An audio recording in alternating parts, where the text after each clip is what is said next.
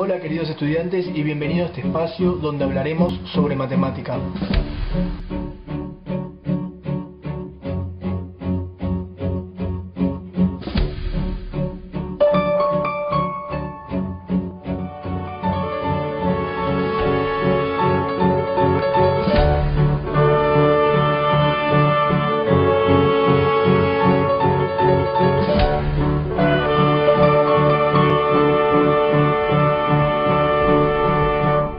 En este video trabajaremos el tema la descripción gráfica de los datos estadísticos. Les recuerdo que esto es un video y que ustedes pueden parar, retrocederme, dejar para más adelante el estudio de lo que vamos a trabajar, y les aconsejo tener lápiz y papel para anotar las dudas y para sacar apuntes de lo que vamos trabajando en el video. Pero antes de comenzar con los contenidos en sí, me gustaría que tengamos un panorama general de lo que vamos a trabajar en este video. Bueno, primero que nada lo que quiero mostrarle es que observen arriba que lo que hice fue un esquema de los pasos que llevan un proceso estadístico. Como pueden ver, primero que nada, el primer paso es la recolección de los datos. Luego, una vez que los recolectamos, lo que hacemos es organizarlos. A ver si sale eso que está ahí. Ahí. Oh. Bueno, luego lo que hacemos es organizarlos.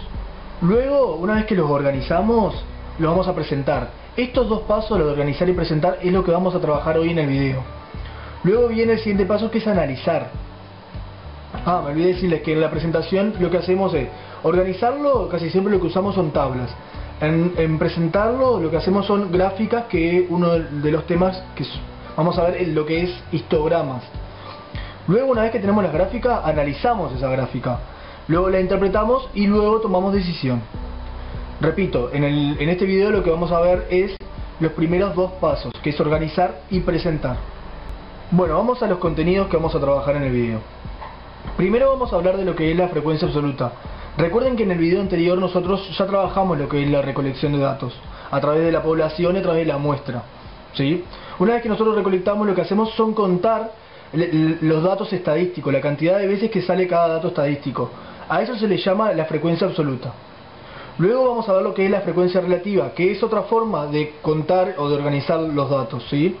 Que sirve cuando tenemos mucha cantidad de datos y como la frecuencia absoluta, es muy alta, son números muy grandes, nos conviene trabajar lo que son la frecuencia relativa, o lo que es lo mismo, los porcentajes. Luego vamos a ver lo que son las clases. Cuando la variable... También, cuando tenemos muchos datos, no nos conviene contar, bueno, cuántas veces salió el 1, cuántas veces salió el 2. Otro caso también, cuando la variable es continua, que se dice, por ejemplo, las alturas es una variable aleatoria continua. Entonces, como voy a tener muchos valores muy cercanos, por ejemplo, una persona va a medir 1,50 m, otra va a medir 1,52 m, otra 1,53 m, y así hasta 2 metros puede haber mucho. Entonces digo, hago intervalos, o sea, cuántas personas miden entre 1,5 m y 2 metros. Entonces ahí lo que hago son clases, particiono el conjunto de datos en intervalos, que vamos a ver que son, ya di un adelanto, pero luego vamos a ver bien qué son. Vamos a ver las características, lo que debe cumplir las clases. Vamos a ver la frecuencia y la frecuencia relativa de las clases, que es análogo a esto, no tiene mucha diferencia, pero conviene que quede bien registrado. Luego, una vez que ya organizamos, ya estamos en esta parte de organización, luego vamos a pasar a la presentación, que es la realización de histogramas de frecuencia relativa.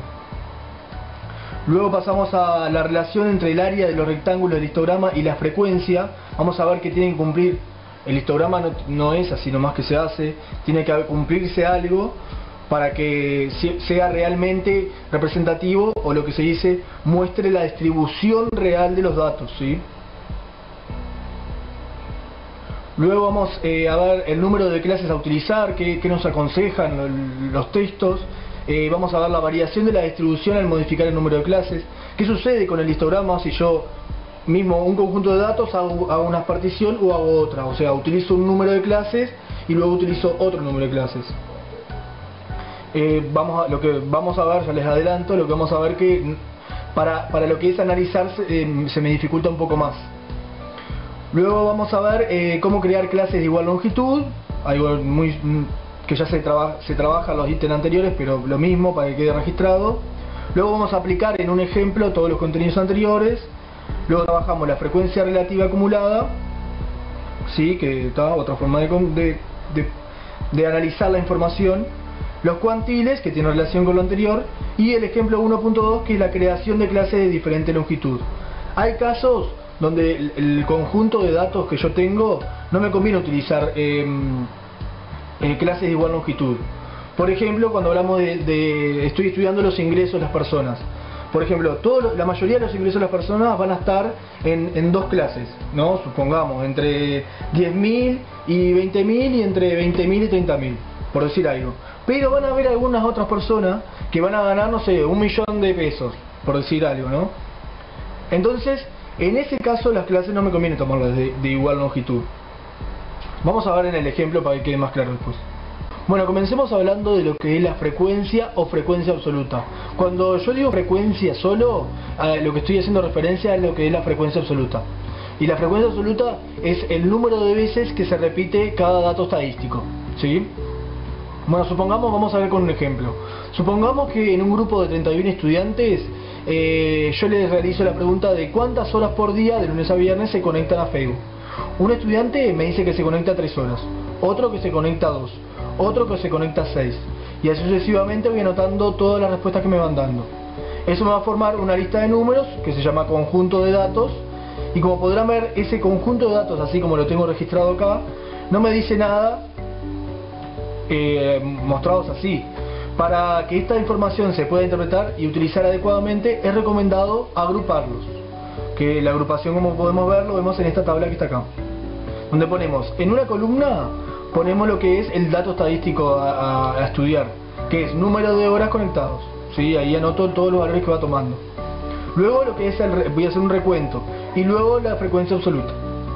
Por ejemplo, me voy a fijar cuántas veces salió el 0, cuántos estudiantes me dijeron que se conectan 0 horas, y me fijo en el conjunto de datos y el 0 está una sola vez. Por lo tanto marco una rayita, y a la frecuencia absoluta viene el 1. Me voy a fijar con el 1. ¿Cuántos estudiantes me dijeron que se conectan 1 hora por día a Facebook? Voy al conjunto de datos y acá me dice 1 y acá está el otro. Entonces, el recuento serían 2 rayas y lo que es la frecuencia absoluta son 2. Vamos al 3. ¿Cuántos estudiantes me dijeron que se conectan 3 horas por día? Vamos al conjunto de datos y si ustedes cuentan van a ver que son 8. ¿Sí? Observen que acá se formaron paquetitos de 5, se forman para el recuento paquetes de 5 para facilitar el conteo, digamos, y para anotar más rápido cuál es la frecuencia absoluta. Ahora la pregunta que quiero que hagan sin hacer la cuenta, ¿no? Es si yo sumo todas las frecuencias absolutas, 1 más 2 más 1 más 8 más 10 más 7 más 2, ¿cuánto me da? Otra forma de demostrar la información es usando frecuencia relativa, que nosotros conocemos mucho lo que es cuando se muestran porcentajes, que el porcentaje es decir, ¿cuántas personas de 100? Por ejemplo, si yo digo 30%, estoy diciendo que 30 de 100 personas cumplen tal propiedad. Pero lo que es la frecuencia relativa es cuántas personas del total. Entonces, para hallar la frecuencia relativa, como podemos ver en la imagen, lo que se hace es la frecuencia absoluta de cada dato estadístico dividido el número total de observaciones, ¿sí? Acá la tabla, con el ejemplo anterior, hicimos eso, calculamos la frecuencia relativa y luego porcentaje también, porque es otra forma clara de mostrar la información. Por ejemplo, si yo quiero calcular la frecuencia relativa del dato estadístico 0, entonces lo que hago es la frecuencia absoluta, que era 1, dividido 31, que justamente 31 es la respuesta a la pregunta de la parte anterior, la cantidad de datos que yo tengo. Eso me da aproximadamente 0,0323. La frecuencia relativa del 1, del dato estadístico 1, es 2, porque la frecuencia absoluta es 2, dividido 31, porque es el número total de observaciones. Me da lo que está ahí. La del 3, recordemos que también lo hicimos en la parte anterior, es 8, porque su frecuencia absoluta es 8, dividido 31, ¿sí?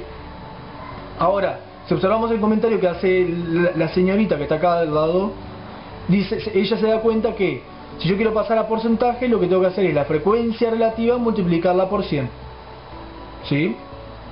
y ahí obtengo los porcentajes. O sea, si yo quiero la información estadística, quiero presentarla en forma de porcentaje, una forma fácil es hallar la frecuencia relativa y luego multiplicarla por 100. Bueno, recordemos que en esta forma de presentar la frecuencia relativa estoy diciendo que una persona de 31 se conectan 0 horas por día a Facebook. 2 horas de 31 se conectan 1 hora por día. Y esto da un panorama más general, esto se usa mucho. Por ejemplo, 3 de cada 4 personas, ahora justo hoy escuchaba la radio y decían, en Montevideo, 3 de cada 5 niños que andan en auto, o sea, que andan en la parte de atrás, no manejando obviamente, 3 de cada 5 niños usan los asientos que le corresponde, digamos, usan los asientos de seguridad. Como ver, la frecuencia relativa es muy usada al momento de presentar información. Porque si yo digo 4.438 de 5.325 niños usan, no es proporcional a la información que di anteriormente, ¿no? Pero, por decir algo, los números ya me entreveran esos tan grandes. Entonces por eso conviene usar lo que es frecuencia relativa o porcentajes, decir cuántos de cada 100. Otra forma de organizar la información es utilizando clases o intervalos. Pero antes, me gustaría que, antes de comenzarlo con lo que son las clases, quiero hablarles de lo que es la variable aleatoria continua o variable continua. Más adelante en otros videos voy a hacer más detalle en esto, pero para que tengan un panorama más rápido. A efecto práctico, la podemos identificar a la variable aleatoria continua cuando puede tomar cualquier valor dentro del conjunto de los números reales. Por ejemplo, si estamos estudiando, como dije al principio, si estudiamos las estaturas o los pesos o otras medidas, podemos encontrarnos con todo tipo de resultados. Una persona puede medir 1,84 metros, pero si el instrumento de medida nos lo permite, podríamos medirla como 1,847 m, ¿sí? O también, si el instrumento nos permite aún más, podemos medirla y nos da 1,8476. O sea, como ven, le voy agregando cifras decimales. Y así etcétera, no puedo continuar. Lo mismo podríamos decir de su peso, de su colesterol, de su perímetro craneal, o sea, de diferentes medidas. Entonces, cuando la variable aleatoria, o sea, la variable es continua, cuando los datos que puede tomar está dentro del conjunto de los números reales. Y para contrastarla, digamos, se dice que la variable puede ser continua o discreta. La variable es discreta cuando toma valor específico. Digamos, por ejemplo, tu edad, la cantidad de zapatos que tenés, el número de hijos. Bueno, entonces, una vez que ya hablamos de lo que es la variable continua o discreta, hablemos de lo que son las clases y cuándo me conviene usarlas. Cuando la variable es continua o cuando la variable es discreta, pero tenemos un número grande de observaciones, resulta práctico agruparlos en intervalos llamados clases. Por eso es lo que decía recién, la variable aleatoria, la característica, como toma valores que están dentro del conjunto de los números reales, me conviene no agarrar y tomar el valor exacto, porque, por ejemplo, tu medida no es exacto 1,58. Entonces puedo decir, bueno, esta persona mide entre 1,50 m y 1,60 m. Si queremos hacerlo. Entonces, así como tomamos los valores de la variable continua. Entonces, cuando la variable es continua, por eso usamos intervalos. O cuando la variable es discreta, pero tenemos un número grande de observaciones, resulta práctico agruparlos en intervalos llamados clases. Las fronteras de las clases se denominan límites, y el promedio aritmético entre los límites superior e inferior recibe el nombre de punto medio de la clase. Promedio aritmético sería la suma de los dos dividido 2. Como ven acá les doy un ejemplo, le muestro cómo es la notación de los intervalos. Este sería el límite inferior y este el límite superior del intervalo. Veamos entonces, para identificar los patrones en un conjunto de datos, nos conviene agrupar las observaciones en un número relativamente pequeño de clases. Las clases deben cumplir dos características. Una es que cada clase no debe superponerse entre sí. O sea, los intervalos deben ser excluyentes. Uno está en una parte y el otro en otra, no se pueden superponer. Y lo otro es, no debe existir ninguna ambigüedad con respecto a la clase a que pertenece una observación en particular.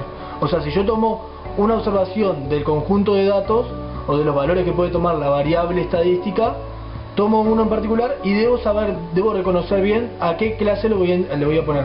Por ejemplo, volviendo a las alturas, ¿no? Va a estar en 1,5 metros y 2 metros, entre 2 metros y 2,5 metros, entre 2,5 metros y 3 metros, o lo que sea, 3 metros una persona, alta era. Bueno, pero a modo de ejemplo, ¿no? Bueno, si vienen entendiendo lo que vamos trabajando hasta ahora, no les va a ser difícil entender lo siguiente. Recuerden que si no entienden, pueden volver para atrás, pasarme un montón de veces, las veces que quieran cada parte. Yo no me canso, dado que soy un video. Así que la idea de este recurso es eso, que ustedes lo aprovechen y lo usen de la mejor manera. Veamos lo que los conceptos de frecuencia de clase y frecuencia relativa de clase.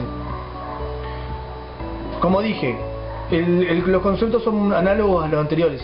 Al número de observaciones en una clase recibe el nombre de frecuencia de clase. Lo mismo, no aclaro frecuencia absoluta, digo solo frecuencia de clase.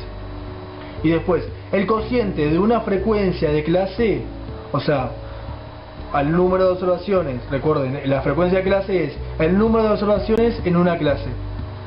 El cociente, o sea, la división, el resultado de la división de una frecuencia de clase con respecto al número combinado de observaciones en todas las clases, se conoce como se conoce como la frecuencia relativa de la clase. O sea, si yo agarro la frecuencia absoluta de cada clase y la divido entre la suma de todas las frecuencias de clase, o sea, entre todos los números de observaciones, como decíamos anteriormente, eso me da la frecuencia relativa de la clase. No es nada más allá de lo que ustedes suponen de lo que es la frecuencia de clase y la frecuencia relativa de clase.